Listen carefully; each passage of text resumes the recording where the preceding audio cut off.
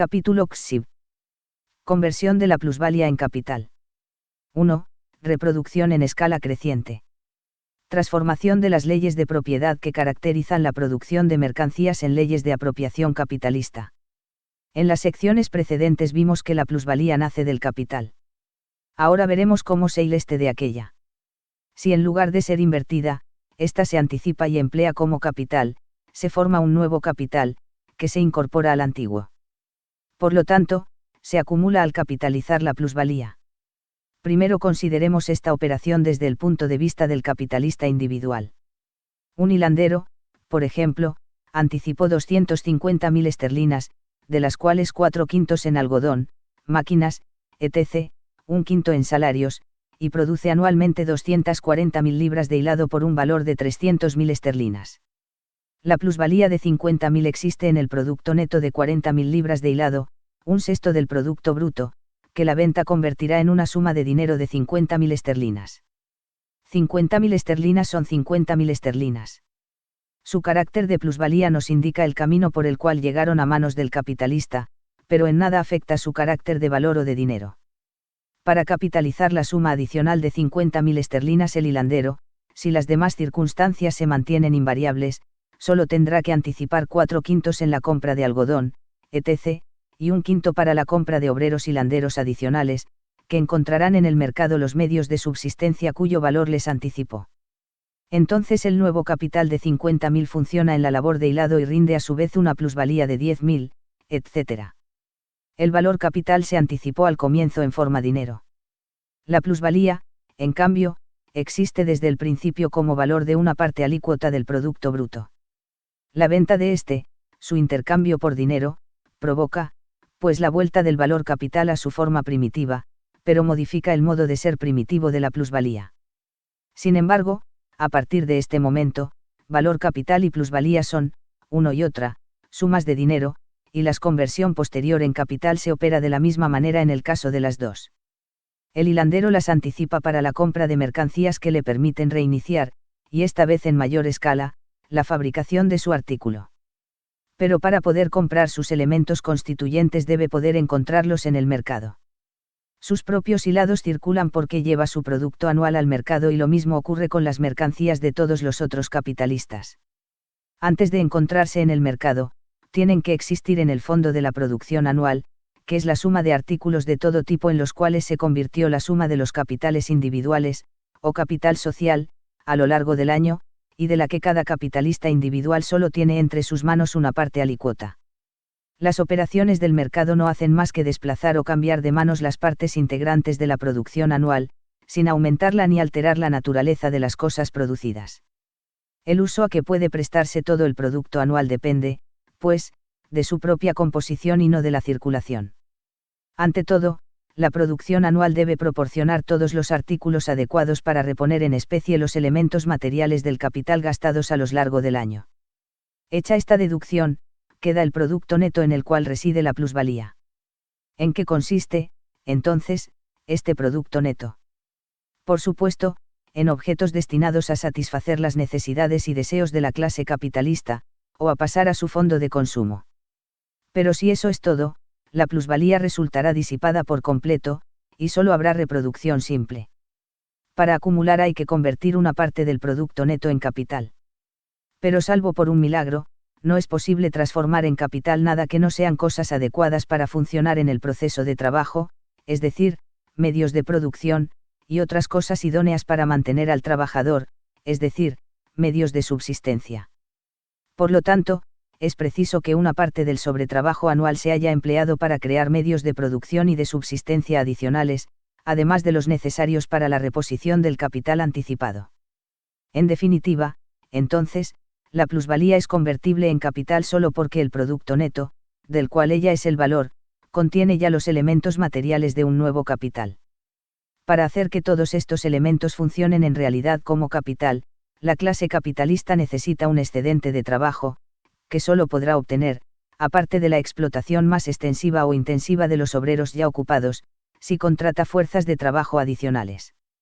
El mecanismo de la producción capitalista ya se ocupó de ello al reproducir a la clase obrera como clase asalariada, cuyo salario corriente asegura, no solo su manutención, sino además su multiplicación.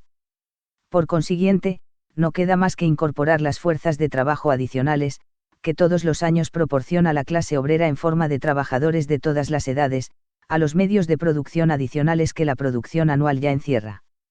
Considerada en términos concretos, la acumulación se resuelve, pues, en reproducción del capital en escala progresiva. El círculo de la reproducción simple se extiende y se convierte, según la expresión de Sismondi, en espiral. Volvamos ahora a nuestro ejemplo. Es la antigua historia: Abraham engendró a Isaac, Isaac engendró a Jacob, etc., etc. El capital primitivo de 250.000 esterlinas da una plusvalía de 50.000, que se capitalizará. El nuevo capital de 50.000 da una plusvalía de 10.000 que, después de haberse capitalizado a su vez, o convertido en un segundo capital adicional, da una plusvalía de 2.000 esterlinas, etc. Aquí hacemos abstracción de la parte alícuota de plusvalía devorada por el capitalista. Tampoco nos interesa, por el momento, que los capitales adicionales se agreguen como incrementos al capital primitivo o se separen de él y funcionen en forma independiente, que los explote el mismo individuo que los acumuló, o que éste los transfiera a otras manos. Lo único que no hay que olvidar es que, al lado de los capitales de nueva formación, el capital primitivo sigue reproduciéndose y produciendo plusvalía, y que ello rige en igual medida para cada capital acumulado, respecto del capital adicional que engendró a su vez. El capital primitivo se formó por el anticipo de 250.000 esterlinas. ¿De dónde extrajo esta riqueza el hombre del dinero? De su propio trabajo o del de sus antepasados, nos responden al unísono los portavoces de la economía política, y su hipótesis parece, en efecto, la única que coincide con las leyes de la producción mercantil. Muy distinto es el caso del capital adicional de 50.000 esterlinas. Conocemos muy bien su genealogía. Es plusvalía capitalizada. Desde su origen no contiene un solo átomo de valor que no provenga del trabajo ajeno no pagado. Los medios de producción a los cuales se incorpora la fuerza obrera adicional, así como los de subsistencia que la mantienen, son partes integrantes del producto neto, del tributo arrancado todos los años a la clase obrera por la clase capitalista. Que con una parte alícuota de ese tributo ésta compre a aquella un excedente de fuerza, y aun en su justo precio, mediante el intercambio de equivalente por equivalente, es lo mismo que la operación del conquistador dispuesto a pagar de buena voluntad las mercancías de los vencidos con el dinero que es extrajo. Si el capital adicional ocupa a su propio productor, este último, a la vez que sigue valorizando el capital primitivo, tiene que volver a comprar los frutos de su trabajo gratuito anterior por medio de un mayor trabajo adicional del que le costaron. Considerado como transacción entre la clase capitalista y la clase obrera, el proceso es lo mismo cuando, por medio del trabajo gratuito de los obreros ocupados, se contrata a los obreros adicionales. El nuevo capital puede servir inclusive para comprar una máquina destinada a lanzar a la calle a los mismos hombres a quienes debe su nacimiento, y reemplazarlos por unos pocos niños. En todos los casos, gracias a su sobretrabajo de este año, la clase obrera crea el capital adicional que ocupará el año próximo un trabajo adicional, y esto se llama crear capital por medio del capital. La acumulación del primer capital de 50.000 esterlinas presupone que la suma de 250.000, anticipada como capital primitivo, proviene del propio fondo de su poseedor, de su trabajo primitivo. Pero el segundo capital adicional de 10.000 no presupone la acumulación anterior del capital de 50.000, pues aquel es la plusvalía capitalizada de este. De ello se sigue que cuando más acumula el capitalista, más puede acumular. En otros términos, cuanto más se apropió ya, en el pasado, de trabajo ajeno no pagado, más puede acaparar de él en el presente. El intercambio de equivalentes, fruto del trabajo de los poseedores, no figura ni siquiera como engañifa. Este modo de enriquecerse, que contrasta de manera tan extraña con las leyes primordiales de la producción mercantil, resulta sin embargo, y así se debe entender, no de su violación sino, por el contrario, de su aplicación. Para convencerse de ello, basta con echar una mirada retrospectiva a las sucesivas fases del movimiento que culmina en la acumulación. En primer lugar, vimos que la transformación primitiva de una suma de valores en capital se efectúa en consonancia con las leyes del intercambio. Uno de los poseedores vende su fuerza de trabajo, que el otro compra. El primero recibe el valor de su mercancía, cuyo uso, el trabajo, por consiguiente, se enajena al segundo. Este convierte entonces los medios de producción que le pertenecen, con la ayuda de un trabajo que le pertenece, en un nuevo producto que le corresponderá por pleno derecho. El valor de ese producto encierra ante todo el de los medios de producción consumidos, pero el trabajo útil no puede usar estos medios sin que su valor pase por sí mismo al producto, y para venderse, la fuerza de trabajo debe encontrarse en condiciones de ofrecer un trabajo útil en la rama industrial en que se la empleará. El valor del nuevo producto contiene, además, el equivalente de la fuerza de trabajo y una plusvalía. Este resultado se debe a que esa fuerza, vendida por un tiempo determinado, un día, una semana, etc., posee menos valor del que produce su uso en el mismo tiempo. Pero al obtener el valor de cambio de su fuerza, el trabajador enajenó su valor de uso, tal como ocurre en toda compra y venta de mercancías. Que el uso de ese artículo específico, la fuerza de trabajo, consista en proporcionar trabajo, y en consecuencia crear valor, en nada modifica la ley general de producción de mercancías. Por consiguiente, si la suma de valores anticipada en salario se encuentra en el producto con un excedente, ello no proviene de un perjuicio del vendedor pues recibe el equivalente de su mercancía, sino del consumo de ésta por el comprador. La ley de los intercambios solo estipula la igualdad respecto del valor intercambiable de los artículos enajenados uno por el otro, pero que supone una diferencia entre sus valores de uso, sus utilidades, y nada tiene que ver con su consumo, que solo comienza cuando la transacción ha terminado. La conversión primitiva del dinero en capital ocurre, pues, de acuerdo con las leyes económicas de la producción mercantil y con el derecho de propiedad que deriva de ella. Sin embargo, provoca el siguiente resultado. 1. Que el producto pertenece al capitalista y no al productor. 2. Que el valor de este producto encierra el del capital anticipado y una plusvalía que cuesta trabajo al obrero, pero nada al capitalista, en cuya propiedad legítima se convierte. 3.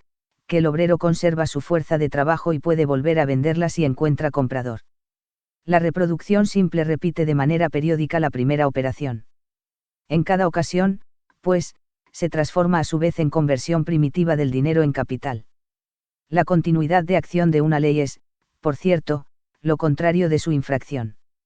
Varios intercambios sucesivos hacen del último el representante del primero. Ello no obstante, ya vimos que la reproducción simple modifica de manera radical el carácter del primer acto, tomado en su aspecto aislado. Entre quienes se distribuyen la renta nacional, los unos, los obreros, adquieren todos los años un nuevo derecho a ella por medio de un nuevo trabajo, los otros, los capitalistas, ya adquirieron antes un derecho permanente por medio de un trabajo primitivo. Por lo demás, no solo en materia de trabajo hace maravillas la primogenitura, que se modifica cuando la reproducción simple es reemplazada por la reproducción en escala progresiva, por la acumulación. En el primer caso, el capitalista devora toda la plusvalía, en tanto que en el segundo da pruebas de civismo, y solo se traga una parte, para convertir la otra en dinero. La plusvalía es su propiedad, y nunca perteneció a otro. Cuando la anticipa, efectúa como el primer día en que apareció en el mercado, anticipos extraídos de su propio fondo, aunque éste provenga en esta ocasión del trabajo gratuito de sus obreros. Si el obrero B es contratado con la plusvalía producida por A, hay que considerar, por un lado, que la plusvalía la rindió A sin ser perjudicado en un céntimo, en lo que respecta al justo precio de su mercancía, y que por el otro, B no intervino para nada en esa operación. Lo único que éste pide, y tiene derecho a pedir, es que el capitalista le pague el valor de su fuerza de trabajo. Y además los dos salían ganando, el obrero porque se le anticipaban los frutos del trabajo. Léase, del trabajo gratuito de otros obreros, antes que se lo realizara, léase, antes que el suyo hubiese dado frutos, el patrono, Lemaitre, porque el trabajo de ese obrero valía más que su salario, léase, produce más valor que el de su salario. Por cierto que las cosas se presentan con otro aspecto si se considera la producción capitalista en el continuo movimiento de su renovación, y se reemplaza el capitalista y los obreros individuales por la clase capitalista y la obrera. Pero esto es aplicar una pauta en todo sentido ajena a la producción de mercancías. Esta solo enfrenta a compradores y vendedores independientes unos de otros, y entre los cuales se interrumpen todas las relaciones cuando vence el plazo estipulado por su contrato. La transacción se repite gracias a un nuevo contrato, tampoco vinculado con el antiguo, que es un puro accidente que el mismo vendedor lo establezca con el mismo comprador, y no con cualquier otro. Para juzgar la producción mercantil según sus propias leyes económicas, es preciso, entonces, tomar cada transacción por sí misma, y no en su encadenamiento, ni con la que la precede, ni con la que la sigue. Además, como las ventas y las compras se hacen siempre individuo a individuo, no hay que buscar relaciones de clase a clase. En consecuencia, por largo que sea el hilo de reproducciones periódicas y de acumulaciones anteriores por las cuales pasó el capital actualmente en funcionamiento, siempre conserva su virginidad primitiva. Si se admite que en cada transacción tomada por separado se respetan las leyes del intercambio, el modo de apropiación puede cambiar inclusive de cabo a rabo sin que el derecho de propiedad, concorde con la producción de mercancías, se resienta por ello. Se encuentra siempre en vigor, tanto al comienzo, en que el producto pertenece al productor, y en que éste, al dar equivalente por equivalente, solo puede enriquecerse por su propio trabajo, como en el período capitalista, en que la riqueza se acapara en escala progresiva gracias a la sucesiva apropiación del trabajo ajeno no pagado. Este resultado se hace inevitable en cuanto la fuerza del trabajo se vende libremente como mercancía por el trabajador mismo. Pero solo a partir de ese momento se generaliza la producción de mercancías, y se convierte en el modo típico de la producción, todos los productos se hacen cada vez más para la venta, y todas las riquezas pasan por la circulación. Cuando el trabajo asalariado es la base de la producción de mercancías, ésta no solo se impone a la sociedad, sino que, por primera vez, hace funcionar además todos sus resortes. Pretender que la intervención del trabajo asalariado la adultera equivale a decir que, para mantenerse pura, la producción mercantil debe abstenerse de desarrollarse. A medida que se metamorfosea en producción capitalista, sus leyes de propiedad se convierten por fuerza en leyes de la apropiación capitalista. Qué ilusión, pues, la de ciertas escuelas socialistas que creen poder quebrar el régimen del capital aplicándole las leyes eternas de la producción de mercancías. Se sabe que el capital anticipado al comienzo, inclusive aunque se deba con exclusividad a los trabajos de su poseedor, se transforma, tarde o temprano, gracias a la reproducción simple, en capital acumulado o plusvalía capitalizada. Pero aparte de ello, todos los capitales anticipados se pierden como una gota en el torrente cada vez mayor de la acumulación. Este es un hecho reconocido por los economistas, que gustan de definir el capital como una riqueza acumulada que se vuelve a emplear para la producción de una plusvalía, y al capitalista como el poseedor del producto neto. La misma manera de ver se expresa en otra forma, a saber, la de que todo el capital actual es interés acumulado o capitalizado, pues el interés es un fragmento de la plusvalía. El capital, dice Economist de Londres, con el interés compuesto de cada parte de capital ahorrada, aumenta hasta tal punto, que toda la riqueza de la cual proviene la renta del mundo entero es, desde hace mucho, el interés del capital. En realidad el Economist es demasiado moderado. Si hubiese seguido las huellas del Dr. Price, habría podido demostrar, por medio de cálculos exactos, que sería preciso agregar otros planetas a este mundo terrestre para ponerlo en condiciones de devolver al capital lo que a éste le corresponde.